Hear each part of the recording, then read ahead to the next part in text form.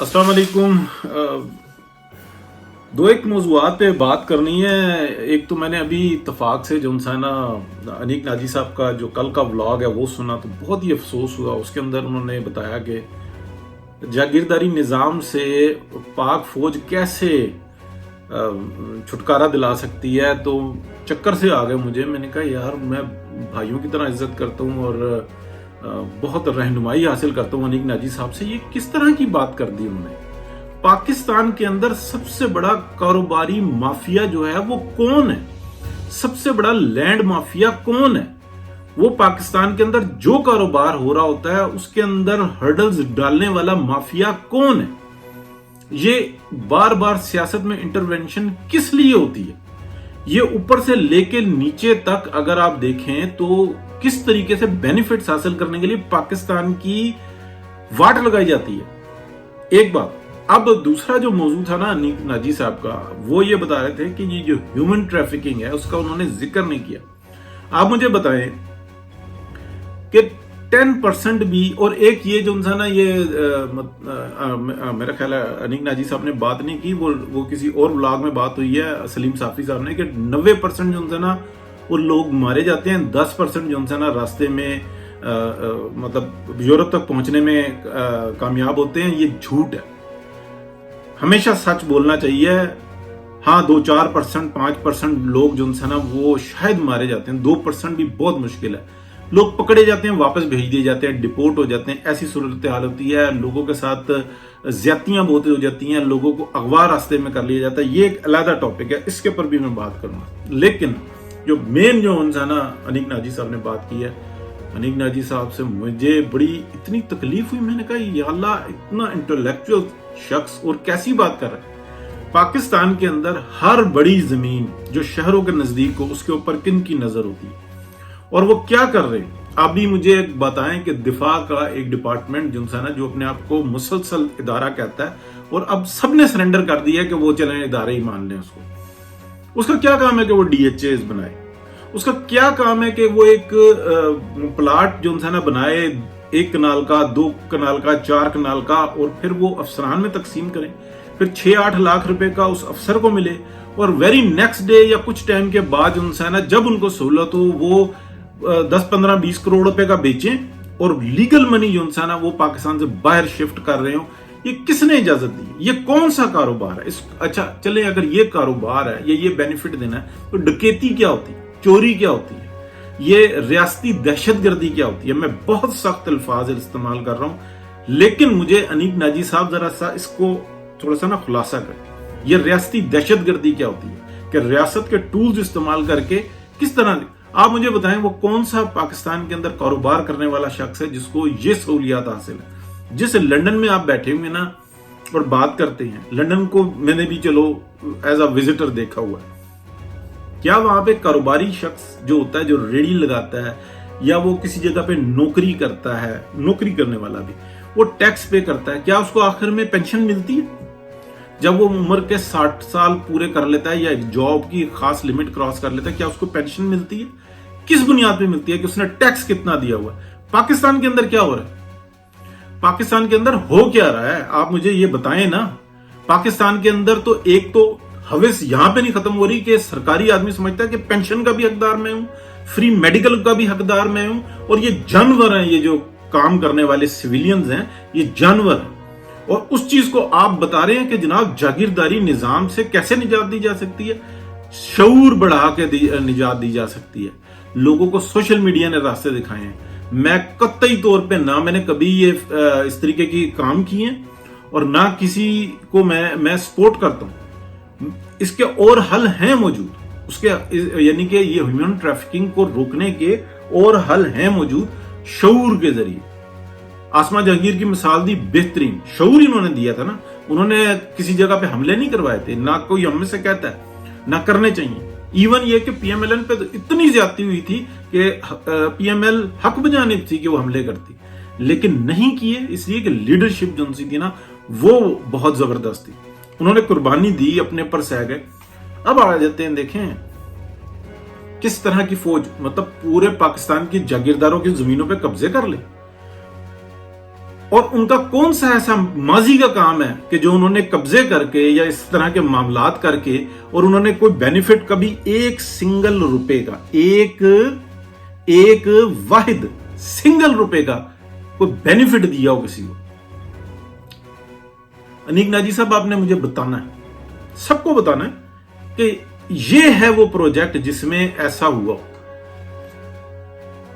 اس media کی وجہ سے، سوشل میڈیا کی وجہ سے یہ شعور بڑھ رہا ہے کہ لوگ کھل کر تنقید کرتے ہیں، اور تنقید جو ہوتی ہے نا وہ اصلاح کی پہلا زینہ ہوتا ہے، پہلی سیڑھی ہوتی ہے۔ تنقید جو ہوتی ہے، پازیٹیو تنقید جو ہوتی ہے، لوگوں کو پتہ لگ رہا ہے کہ یار ان ڈپارٹمنٹس کا کام نہیں ہے، ان ڈپارٹمنٹس نے سیاست میں مداخلت کی۔ ایک میاں محمد نواز شریف کی جو حکومت تھی، سازش کے ذریعے ڈپارٹمنٹس نے سازش کے ذریعے اس حکومت کو ختم کیا۔ آج شرمندہ ہیں، چپ ہیں، گالیاں پڑ رہی ہیں، تنقید ہو رہی ہے، تذلیل ہو رہی ہے، چپ ہیں۔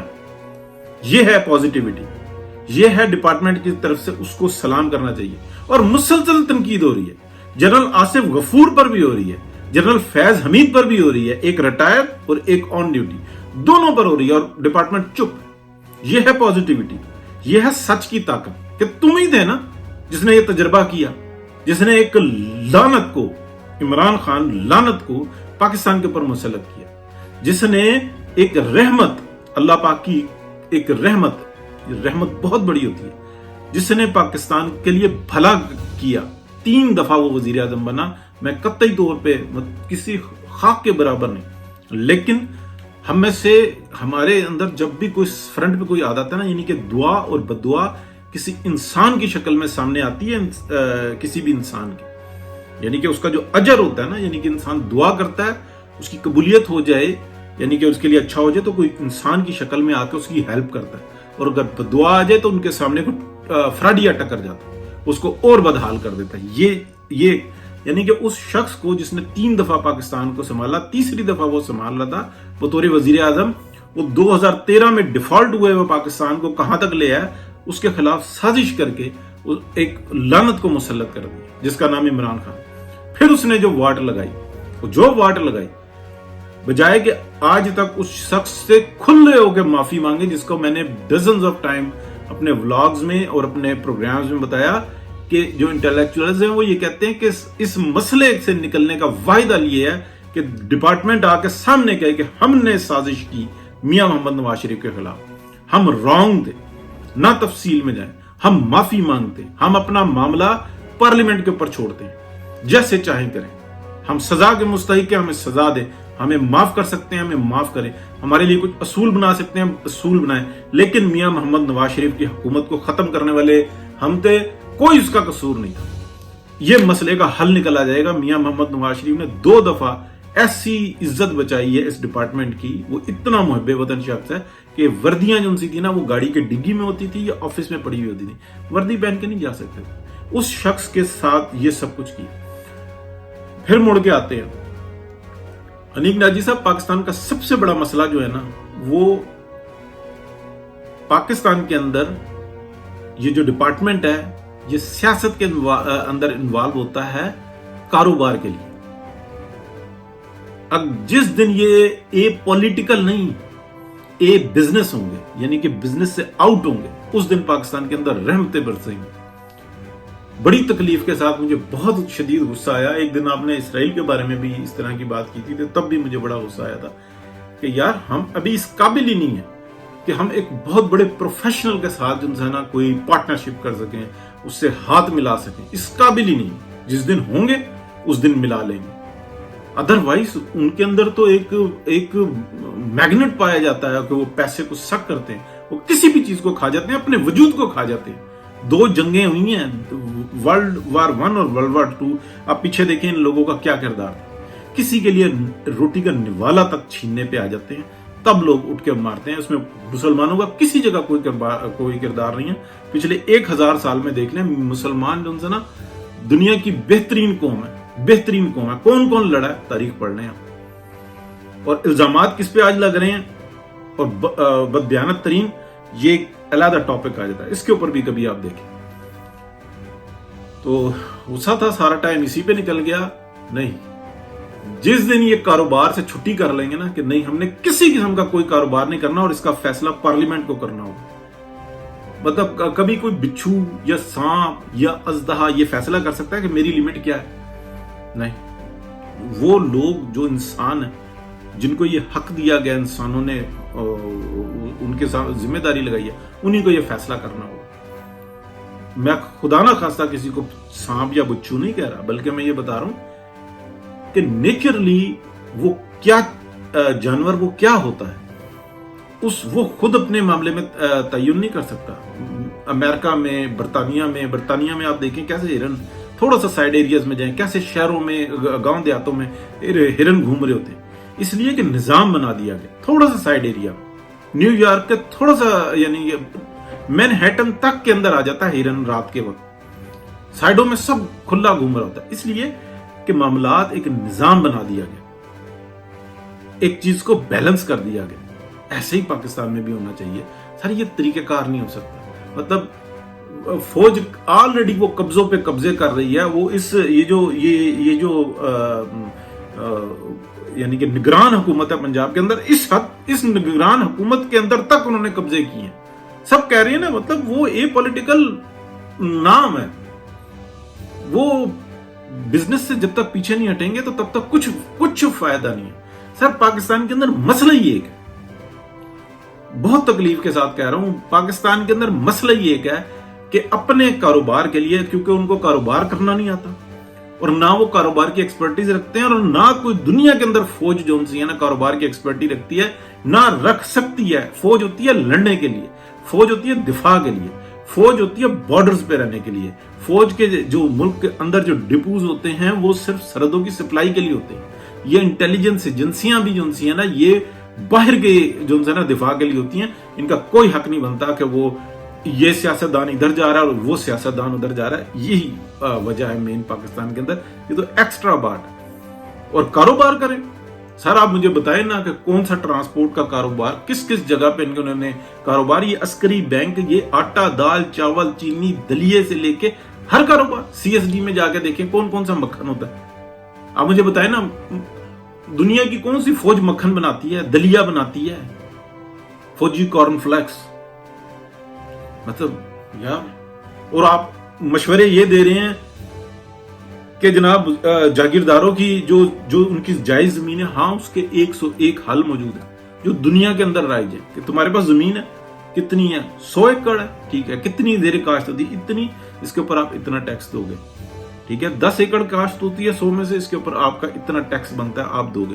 جو 90 ایکڑ ہے نا، اس کے اوپر 10 گنا زیادہ ٹیکس دو گے، کیوں نہیں زیر کاشت؟ اور اگر تم اس کو نہیں زیر کاشت کر سکتے، اس کو سیل کرو، ورنہ یہ قبضے میں چلی جائے گی، حکومت کے قبضے میں چلی جائے گی، اور اس کا جو ریٹ ہے وہ آپ کو مل جائے۔ دنیا کے اندر جو ڈیولپ جو انسان جو رولز ہیں وہ اس طرح سے ہیں، پھر وہ 100 کی 100 جو انسان ایکڑ وہ کاشت کرتا ہے، اس لیے کہ اس کو رہنا ہوتا ہے، ورنہ وہ پٹے پہ دیتا ہے، ورنہ اس کا وہ حل نکالتا ہے۔ یہاں تو بنجر زمینیں پڑی ہوئی ہیں، وہ کہتے ہیں بس ٹھیک ہے، ریٹ ہائی ہو رہے ہیں، اس پہ ہمارے کامے رہ رہے ہیں، مزیرے رہ رہے ہیں، ہمارے جو ہاری ہیں وہ رہ رہے ہیں، بس ٹھیک ہے، قسمہ پرسی کی زندگی ہے۔ اس کے اوپر لیجسلیشن ہونی چاہیے، قانون سازیاں کریں اور آزاد چھوڑیں اور ان کو سپورٹ کریں، قبضے کریں اور جی وہ ڈی ایچ اے بنائیں اور عسکری بنائیں۔ ایک سنگل روپے کا آپ مجھے بتائیں کہ کبھی انہوں نے فائدہ دیا؟ بہت تکلیف کے ساتھ آپ نے اتنی غیر معمولی بات کہہ دی کہ مجھے تکلیف ہوئی۔ پہلے میں نے کہا یار میسج کروں، پھر میں نے کہا میسج کا فائدہ کوئی نہیں، یہ کیا آپ نے بتا دیا، کیا مشورے دے رہے ہیں جاگیرداروں پہ؟ مطلب نواز شریف جاگیردار ہے، زرداری جاگیردار ہے، اصلاح کے لیے ان کی زمینوں پہ قبضے کر لو، کیا بات ہے یار۔ آپ بھائی ہیں، ہمیں جب تک ہم اپنے گریبان میں منہ نہ ڈالیں گے تب تک فائدہ کوئی نہیں۔ دوسرے کو ہم کیا نصیحت کریں یا ولاگ بنا کے، کیا میرے تو بہرحال کوئی ولاگ دیکھتے ہی نہیں ہے، لیکن کوئی بات ہوتی ہے یار، کوئی سب سے بڑی پاکستان کے اندر جو بیماری ہے، ہر سازش کے پیچھے مسئلہ یہی ہوتا ہے۔ کتنی دفعہ ایک بات کہی، پاکستان ایک فصل ہے ان کے لیے، فیلڈ ہے، جمہوریت آتی ہے پاکستان پروان چڑھتا ہے، پھر یہ کرپشن غداری کے کیا کہتے ہیں الزام لگاتے، آ کر اس فصل کو کاٹتے، ٹھیک ہے، پھر وہ برباد ہونے لگتا ہے، پھر جمہوریت کو کیا سپرد کر دیتے ہیں، پھر یہ آتے ہیں آپ ہسٹری دیکھیں، ہر دفعہ یہ آ کے خود ارب پتی ہو کے کیوں جاتے ہیں؟ یہ جو باجوہ ڈاکٹرائن آئی ہے، آپ مجھے ایک نمائندہ ان کا بتائیں جو ارب پتی نہ ہو گیا ہو، کروڑ پتی رہ گیا ہو۔ اتنی بڑی بات کرو، سب کے سب کچھ پوشیدہ، کچھ سامنے۔ آپ مجھے بتائیں یہ پی ٹی آئی کی لاٹ بھاگی ہے، کوئی ادھر بھاگا کوئی ادھر بھاگا، کسی نے کوئی غیر سیاسی ہو گیا، سب ارب پتی ہو گئے، سب ارب پتی ہو گئے۔ آہستہ آہستہ دیکھیں یہ سیٹل ہو جائیں گے۔ اگر واقعی میں یہ 9 مئی کا جو واقعہ ہے یہ ہمارے لیے کتنا پریشان کن ہے، اصل 9 مئی جو انسان ہے اس کے بعد ہوگا۔ اگر معاف کر دیا گیا نا اور اپنے بندوں کو چھوڑ دیا گیا، وہ ہوگی سب سے بڑی بیماری۔ یہ میں نیا ٹاپک پہ لے آیا ہوں بات کو، وہ ہوگی اصل بیماری کہ آج کے سال 6 مہینے بعد جب لوگ اٹھیں گے لاکھوں کی تعداد میں، وہ کہیں گے وہ تھے نا، انہوں نے ہمیں راستہ دکھایا تھا اور یہ ہے راستہ نجات کا۔ اپنے گریبان میں نہ جھانکا، اور اوپر سے لے کے نیچے تک جو یہ ڈاکٹرائن لے کے آئے اور یہ جنہوں نے فساد پھیلایا، سب کی گردنیں نہ کاٹی یا ناپی یا ان کو کٹہرے میں نہ کھڑا کیا اور ان کو باقاعدہ سزائیں نہ ملی اور ان کو عبرت کا نشان نہ بنایا، اور چند ایک عمران خان اور اسد عمر اور 2-4 آگے پیچھے شیفل کر کے کچھ نہیں ہوتا۔ اصل عذاب، اصل راستہ، یہ بات بھی میں نے ناجی صاحب سے پہلی دفعہ سنی اور پھر اور لوگوں سے سنی، اور پھر میرے بھی اپنی رائے میں یہی تھی کہ اگلا جو انسان جو لشکر آئے گا اس کو نہیں روک سکیں گے، کیونکہ وہ حقیقت میں لاکھوں کی تعداد میں آئے گا۔ ان کا کیا قصور ہے؟ ان کے ساتھ زیادتیاں نہیں ہو رہی، ان کے ساتھ تو ہوا ہی کچھ نہیں، یہ تو جھوٹا الزام لگا کے ایک سازش کرنے کے لیے چڑھ گئے۔ جن کے ساتھ حقیقت میں زیادتی ہوئی ہے وہ کیا کریں گے؟ تو مجھے اس قبضہ گروپ کو، جو ان کا آلریڈی قبضہ گروپ ہے، کہتے ہوئے نہیں کہہ رہے تھے نا، لیکن آپ نے ایک ایسا راستہ دکھایا، واہ بھائی واہ۔ بات یہیں پہ ختم کرتے ہیں جی۔